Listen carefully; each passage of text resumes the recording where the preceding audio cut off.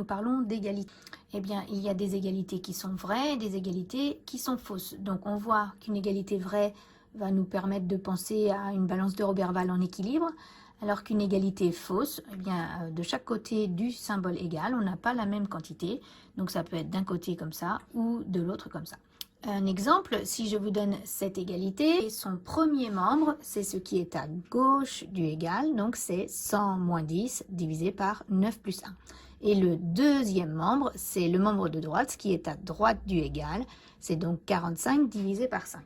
Eh bien, cette égalité est une égalité vraie, parce que les deux membres ont la même valeur. Alors, pour le savoir, il faut faire le calcul. Alors, le premier calcul, 100 moins 10, ça nous donne 90, parce qu'il y a priorité des parenthèses.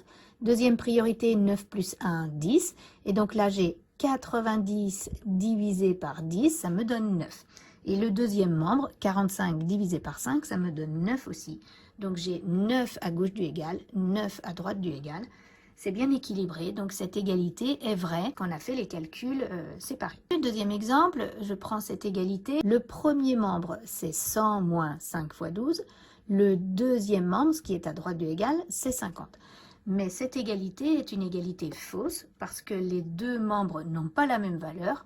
Alors, le membre de droite vaut 50, il est facile à calculer, il n'y a rien à faire, c'est 50. Et le membre de gauche, alors priorité de la multiplication, 5 fois 12, 60. Je termine par la soustraction, 100 moins 60, ça me donnera 40.